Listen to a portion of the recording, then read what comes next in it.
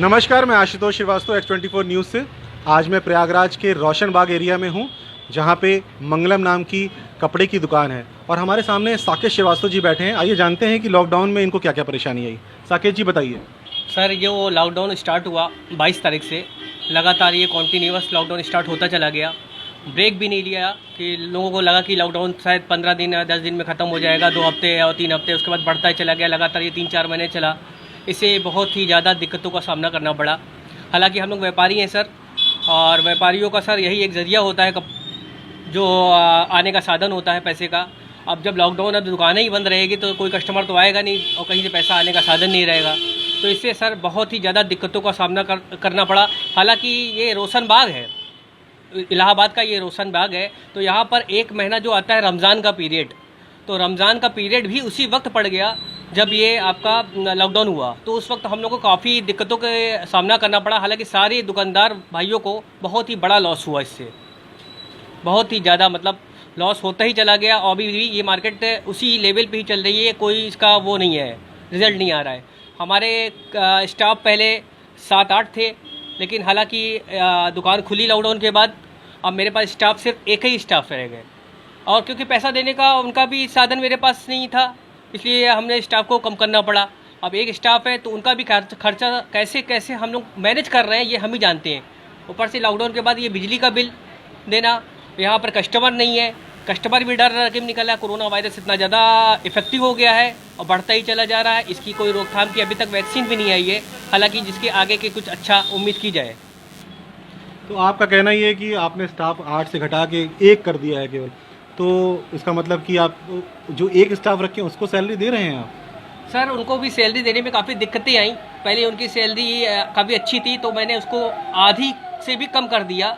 हालांकि लॉकडाउन में जानते हैं आजकल सबको हटा दिया गया है, जितने भी व्यापारी थे सब ने अपने अपने स्टाफ हटा दिए। तो मैंने अपने एक स्टाफ को रखा जो हमारे बहुत ही अच्छे और काबिल स्टाफ थे, तो उन्होंने भी कम में पैसे में तैयार हुए काम करने के लिए। तो हमने कहा ठीक है, हालांकि उनका भी पैसा देते हैं तो वो भी उतरना मुश्किल है, लेकिन देना तो पड़ेगा ही सर। और जान बिजली का बिल भी निकालना, प्लस स्टाफ का पैसा निकालना, प्लस अपना भी कोई खर्च है। चलिए तो मैं इनसे पूछता हूँ कि स्टाफ से क्या उनको समस्या हो रही है। आप आइए ज़रा, यहीं पे आ जाइए पास में जी। तो आपका नाम क्या है? फैज़ान। तो फैज़ान जी, जैसा कि ये कह रहे हैं कि इन्होंने आपका पैसा कम कर दिया, तो उसके वजह से आपको दिक्कत नहीं हो रही? आप ऐसा नहीं सोचते नौकरी छोड़ दें, कुछ और कर लें? जब सर दिक्कत तो बहुत हो रही है, लेकिन नौकरी छोड़ देंगे तो जाएंगे कहाँ? हमको अपना घर भी देखना है, अपना भी खर्चा देखना है, मोबाइल का भी देखना है, बहुत सी चीज़ें देखना है। अगर हम ये चीज़ कर लेंगे तो हम जाएंगे कहाँ? कोई नौकरी है? अगर कोई नौकरी अगर हो या वो कोई साधन हो या वो, तो समझ में आता है। बिल्कुल सही बात है। ये जैसा इन्होंने कहा कि आपकी सैलरी आधी से भी कम हो गई है, तो इससे आप खुश हैं? सर खुश तो नहीं है, बट ये है कि काम चला रहे हैं। खुश तो नहीं है, मतलब काम चला रहे हैं। अब बताइए किसी की सैलरी आधी हो जाएगी, आधी से आधी, तो दिक्कत तो होगी ना थोड़ा। लेकिन पहले उससे उस दिक्कत से अच्छी है कि थोड़ी सी ये दिक्कत उठा लें। Something is better than nothing. सही कह रहे हैं आप, खाली आप नहीं बैठ सकते हैं, ये बात सही है। तो ये समस्या तो सही में हर जगह है। हम ये मुहिम पे चल भी रहे हैं कि हम आम आदमी, जैसे आपकी दुकान है और ऐसे सभी लोगों से हम इंटरव्यू लेके जनता की बातें लोगों के बीच में रख रहे हैं। तो उसी दौर में अब कुछ और क्वेश्चन आपसे पूछना चाहेंगे। आपके घर में बच्चे होंगे, जानने वालों में बच्चे होंगे, आपकी तो नहीं लगता कि अभी शादी भी हुई होगी, लेकिन हाँ, घर में अगर बच्चे होंगे तो उनकी स्कूल फीस है, बिजली का बिल है, ऐसी कई समस्याएं आ रही हैं। उस पर आपका क्या कहना है? आप वो सब कैसे मैनेज कर रहे हैं? सर, हालांकि अभी हमारे बच्चे नहीं हैं, लेकिन ये हमारे घर में ही फेस करना पड़ रहा। भाभी हैं हमारी, उनके बच्चे हैं, तो स्कूल की फ़ीस जो ऑनलाइन है, उनको पैसा देना ही देना है फ़ीस। वहाँ पर कोई पढ़ाई हो रही है, नहीं हो रही, ऑनलाइन जैसे तैसे हो रही है पढ़ाई, लेकिन उनको फ़ीस के लिए इतना ज़्यादा प्रेशर किया जाता है कि फ़ीस देना मस्ट है। भले ही आदमी खाना ना खाए, लेकिन फ़ीस मस्ट है देना। और हमको भी अपने बच्चे का करियर देखते हुए तो थोड़ा सा जैसे तैसे करके काम करना पड़ रहा है। और दूसरी बात, ये बिजली का बिल, ये बहुत ही बड़ा है सर। बिजली का बिल तो मतलब आना ही आना है, चाहे हमारा खर्च आए चाहे ना आए, वो हर महीने देना ही देना है। और दुकान की स्थिति हो गई है कि यहाँ पर आने का पैसा, आने का साधन एकदम ना के बराबर हो गया है।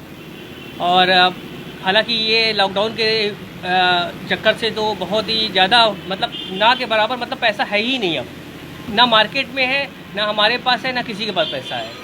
उस हिसाब से बहुत दिक्कत करना पड़ता है। हम लोग तो सर व्यापारी हैं, हम लोग को लोन के बिना काम नहीं होता है, ईएमआई देना ही देना है, बैंक को पैसा लेके खड़ा ही है। तो आपको नींद आती है इस तरफ से? सर बहुत डिप्रेशन है, बहुत ही ज़्यादा डिप्रेशन में है, क्या बताएं। हम रात को यही सोचते हैं कि स्टाफ को पैसा देना है, कि बिजली को पैसा देना है, कि घर का खर्च निकालना है, कि अपना खर्च निकालना है, सब कुछ नथिंग, कुछ भी नहीं बचा अब। अच्छा, आपके रोशन बाग में हमने अभी कुछ दिन पहले सुना था कि कई बार सुना चोरियां बहुत हो रही हैं, ताले तोड़ के जो है लोग यहाँ से निकाल ले जा रहे हैं, ये क्यों हो रहा है? और आपका यहाँ का जो यूनियन भी होगा इस यहाँ का, वो लोग इसके लिए क्या कर रहे हैं? सीसीटीवी कैमरा कुछ लगा नहीं रहे हैं? हाँ नहीं, हालांकि यहाँ पर व्यापार मंडल काफ़ी अच्छे हैं। यहाँ पर बंटी भाई भी हमारे, और भी यहाँ पर व्यापार मंडल है, अख्तर भाई है और राजा कपड़े भाई है, सब बहुत ही अच्छा काम मतलब कर रहे हैं। व्यापार मंडल जब से स्टार्ट हुआ यहाँ पर काफ़ी अच्छा हुआ है प्रोसेस, वहाँ पे सब भाई एक हो गए हैं।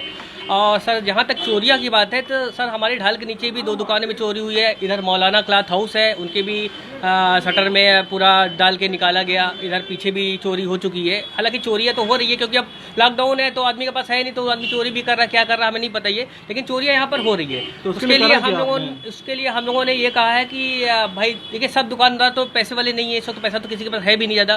कैमरे की भी हम लोग व्यवस्था करवा रहे हैं यहाँ पर। और दूसरी बात है, कैमरे के साथ साथ हम लोग सोच रहे हैं कि यहाँ पर इतनी दुकानें हैं, कम से कम मेरे ख्याल से 200-250 दुकान से ऊपर ही होगी यहाँ पर। तो सब लोग मिलकर एकजुट बनाकर यहाँ पर एक गार्ड रखने की व्यवस्था की जा रही है यहाँ पर, जो हालांकि अलग अलग एरिया पे एक एक गार्ड, 2-2 गार्ड काफ़ी अच्छा कवरिंग करे। अब लोगों के पास पैसे नहीं है तो हो सकता है ये सबसे बड़ी वजह हो कि चोरियां बढ़ गई हैं जी, ये तो और छिनैती बढ़ गई है, मर्डर्स होने लगे हैं। मेरे ख्याल से तो ऐसा लगता है कि पैसे ना होने के कारण पहले आदमी पेट देख रहा है जी, और ये सब समस्या थी पहले लेकिन अब बढ़ी हैं, जी तो इसका मूल कारण तो पैसा ही है जी, सब कुछ। अच्छा, ये रोशन बाग में एक बहुत बड़ी समस्या है। देखिए कैमरामैन आप इधर दिखाइए थोड़ा, कि यहाँ पे जाम बहुत लगता है, बहुत पतला रास्ता है, यहीं पे ठेले भी चलते रहते हैं, लोग आते जाते रहते हैं, सोशल डिस्टेंसिंग का पालन यहाँ पे नहीं हो पाता है। तो इसके लिए आपका ये यूनियन क्या कर रहा है, या आप सरकार से कुछ कहना चाहेंगे कि ये भीड़ कैसे कम होगी यहाँ पे? सर इसके लिए हम लोग की मीटिंग बैठी थी अभी, ये आपका ये कोहिनूर होटल में हम लोग सब व्यापार भाई गए थे, इसके लिए मीटिंग बैठी थी। यहाँ पर थाना अध्यक्ष साहब भी बैठे हुए थे, उससे बात हुई यहाँ पर।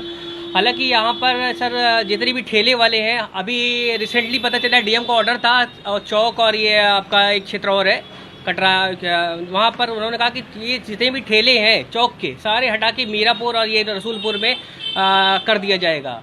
और हालांकि रोशन बाग का नाम नहीं आया, लेकिन मेरे बंटी भाई ने बताया कि रोशन बाग का भी यहाँ पर नाम आने वाला है। जितने भी ठेले वाले हैं ये हट जाए यहाँ से, तो थोड़ा सा दिक्कत का सामना कम होगा और सोशल डिस्टेंसिंग का भी पालन होगा फिर उसके बाद।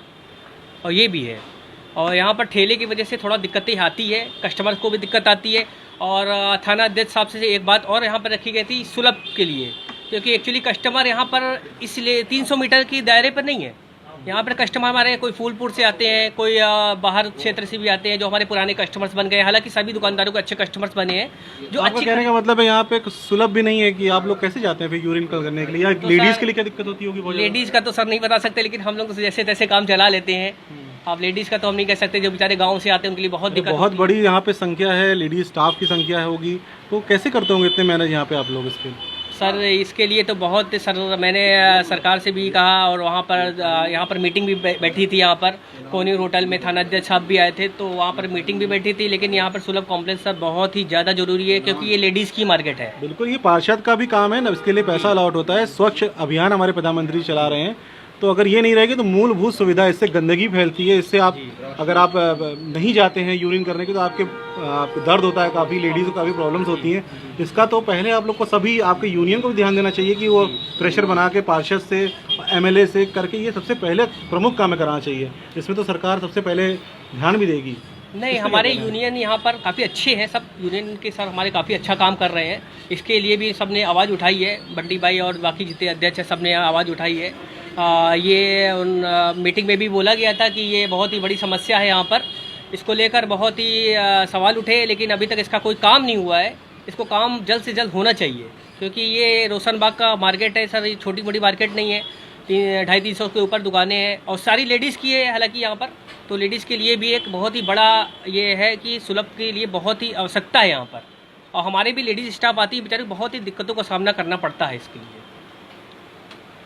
चलिए ठीक है, ये थे साकेत श्रीवास्तव जी और इन्होंने अपनी समस्या बताई, जो लगभग मेरे ख्याल से सभी व्यापारी वर्ग की समस्या यही है इस समय। और सरकार को और यहाँ के जो लोकल पार्षद उनको ध्यान देना चाहिए कि सुलभ की समस्या सबसे पहले प्रायोरिटी पर रख के उसको ठीक करवाएं। यहाँ पे जाम लगता है, ठेलों का इंतज़ाम करें, कहीं ना कहीं उनको जगह दें। साथ ही साथ जो है इनकी CCTV वाली समस्या उसको ध्यान दें। इन सब समस्याओं को निराकरण करें, यहाँ का लोकल स्टाफ, यहाँ का यूनियन सब मिल के हल करें। मैं आशुतोष श्रीवास्तव, कैमरा पर्सन राहुल के साथ।